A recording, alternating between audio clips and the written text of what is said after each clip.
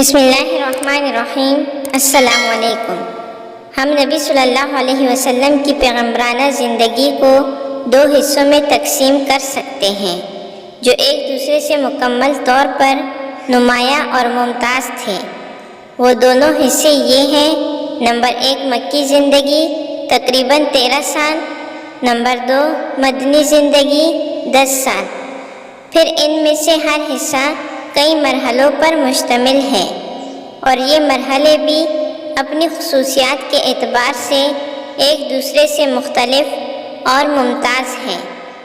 اس کا اندازہ آپ صلی اللہ علیہ وسلم کی پیغمبرانہ زندگی کے دونوں حصوں میں پیش آنے والے مختلف حالات کا گہرائی سے جائزہ لینے کے بعد ہو سکتا ہے۔ مکی زندگی 3 مرحلوں پر مشتمل تھی۔ نمبر 1 پس پردہ دعوت کا مرحلہ 3 برس، نمبر 2 اہل مکہ میں کھلم کھلا دعوت و تبلیغ کا مرحلہ 34 سال نبوت کے آغاز سے 10ویں سال کے اواخر تک، نمبر 3 مکہ کے باہر اسلام کی دعوت کی مقبولیت اور پھیلاؤ کا مرحلہ 10ویں سال نبوت کے اواخر سے ہجرت مدینہ تک۔ خفیہ دعوت کے 3 سال۔ یہ معلوم ہے کہ مکہ دین عرب کا مرکز تھا۔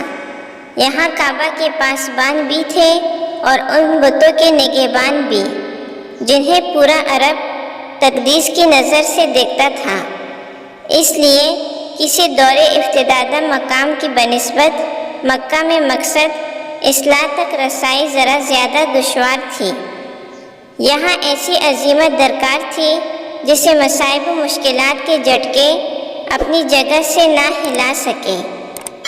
اس کیفیت کے پیش نظر حکمت کا تقاضا تھا کہ پہلے پہل دعوت و تبلیغ کا کام پس پردہ انجام دیا جائے تاکہ اہل مکہ کے سامنے اچانک ایک ہیجان خیز صورتحال نہ آ جائے۔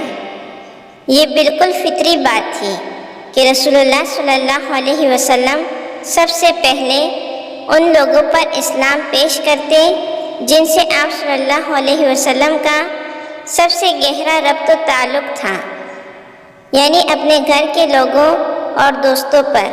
چنانچہ آپ صلی اللہ علیہ وسلم نے سب سے پہلے انہی کو دعوت دی۔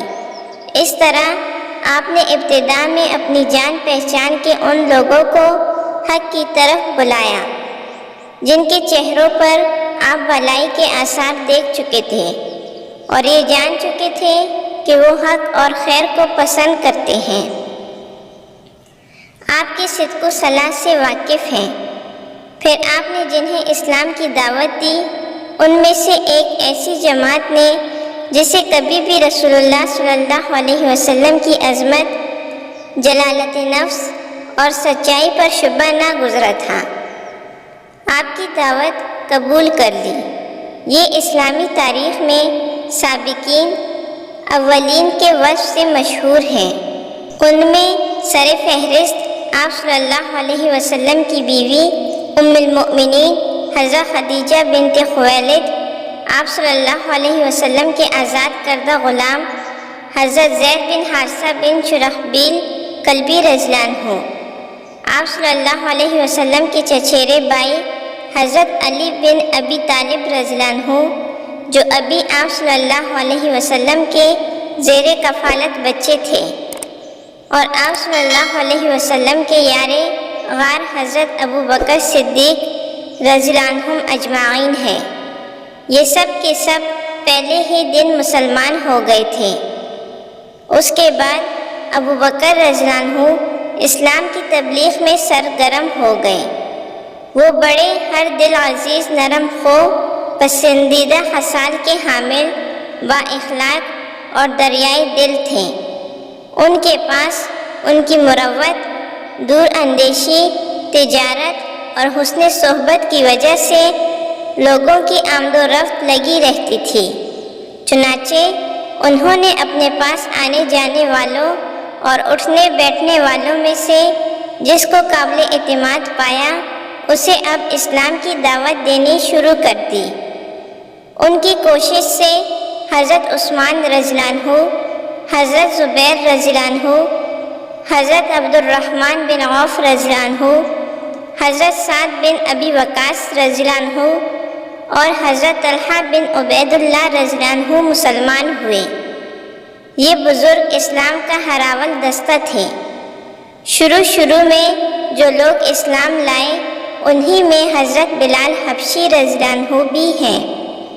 ان کے بعد امین امت حضرت ابو عبیدہ عامر بن جراح رضی اللہ عنہ، ابو سلمہ بن عبد الاسد رضی اللہ عنہ، ارقم بن ابی ارقم رضی اللہ عنہ، عثمان بن مظعون رضی اللہ عنہ اور ان کے دونوں بھائی قدامہ رضی اللہ عنہ اور عبداللہ رضی اللہ عنہ، اور عبیدہ بن حارث بن مطلب بن عبد مناف رضی اللہ عنہ، سعید بن زید رضی اللہ عنہ اور ان کی بیوی یعنی حضرت عمر رضی اللہ عنہ کی بہن فاطمہ بنت خطاب رضی اللہ عنہ اور حباب بن ارتھ رضی اللہ عنہ، عبداللہ بن مسعود رضی اللہ عنہ اور دوسرے کئی افراد مسلمان ہوئے۔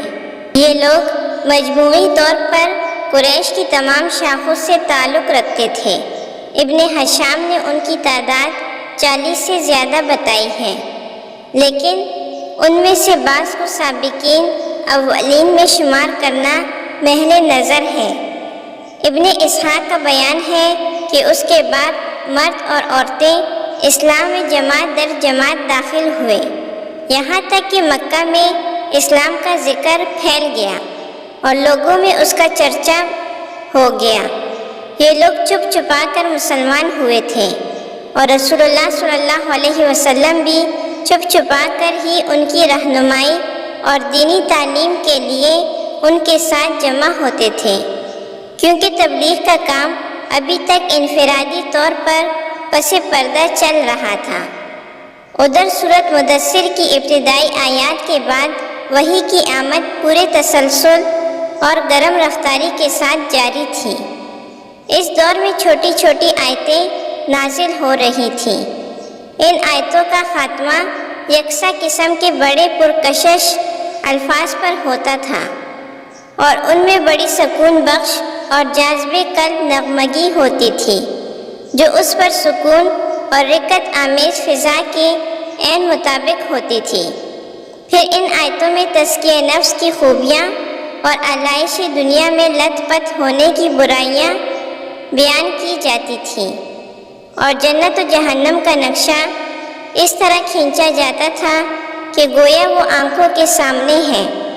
یہ آیتیں اہل ایمان کو اس وقت کے انسانی معاشرے سے بالکل الگ ایک دوسری ہی فضا کی سیر کراتی تھیں۔ ابتداءً جو کچھ نازل ہوا اس میں نماز کا حکم بھی تھا۔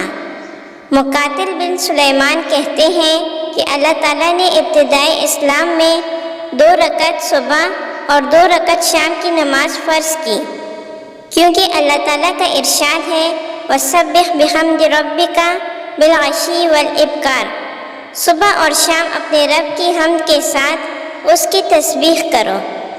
ابن حجر کہتے ہیں کہ نبی صلی اللہ علیہ وسلم اور اسی طرح آپ صلی اللہ علیہ وسلم کے صحابہ کرام واقعہ معراج سے پہلے قطعی طور پر نماز پڑھتے تھے۔ البتہ اس میں اختلاف ہے کہ نماز پنجگانہ سے پہلے کوئی نماز فرض تھی یا نہیں۔ کچھ لوگ کہتے ہیں کہ سورج کے طلوع اور غروب ہونے سے پہلے ایک نماز فرض تھی۔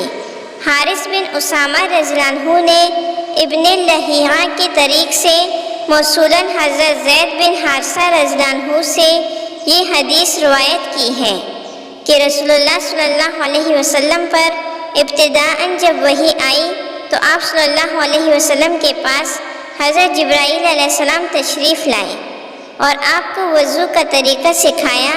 جب وضو سے فارغ ہوئے تو ایک چلو پانی لے کر شرمگاہ پر چھینٹا مارا۔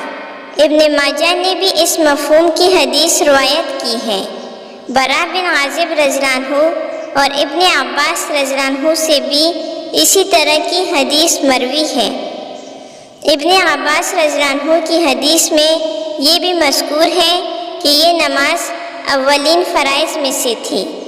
ابن حشام کا بیان ہے کہ نبی صلی اللہ علیہ وسلم اور صحابہ کرام نماز کے وقت گھاٹیوں میں چلے جاتے تھے اور اپنی قوم سے چھپ کر نماز پڑھتے تھے۔ ایک بار ابو طالب نے نبی صلی اللہ علیہ وسلم اور حضرت علی رضی اللہ عنہ کو نماز پڑھتے دیکھ لیا، پوچھا اور حقیقت معلوم ہوئی تو کہا کہ اس پر برقرار رہے۔ مختلف واقعات سے ظاہر ہے کہ اس مرحلے میں تبلیغ کا کام اگرچہ انفرادی طور پر چھپ چھپا کر کیا جا رہا تھا، لیکن قریش کو اس کی سن گن لگ چکی تھی، البتہ انہوں نے اسے قابل توجہ نہ سمجھا۔ محمد غزالی رحمۃ اللہ علیہ لکھتے ہیں کہ یہ خبریں قریش کو پہنچ چکی تھیں، لیکن قریش نے انہیں کوئی اہمیت نہ دی۔ غالباً انہوں نے محمد صلی اللہ علیہ وسلم کو بھی اسی طرح کا کوئی دینی آدمی سمجھا جو الوہیت اور حقوق الوہیت کے موضوع پر گفتگو کرتے ہیں، جیسا کہ امیہ بن ابی سلط، قس بن ساعدہ اور زید بن عمر بن نفیل وغیرہ نے کیا تھا۔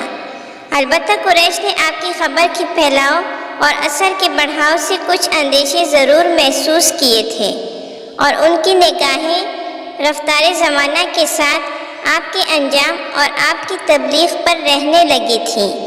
3 سال تک تبلیغ کا کام خفیہ اور انفرادی رہا، اور اس دوران اہل ایمان کی ایک جماعت تیار ہو گئی جو اخوت اور تعاون پر قائم تھی، اللہ کا پیغام پہنچا رہی تھی اور اس پیغام کو اس کا مقام دلانے کے لیے کوشاں تھی۔ اس کے بعد وحی الہی نازل ہوئی اور رسول اللہ صلی اللہ علیہ وسلم کو مکلف کیا گیا کہ اپنی قوم کو کھلم کھلا دین کی دعوت دیں، ان کے باطل سے ٹکرائیں اور ان کے بتوں کی حقیقت و اشغاف کریں۔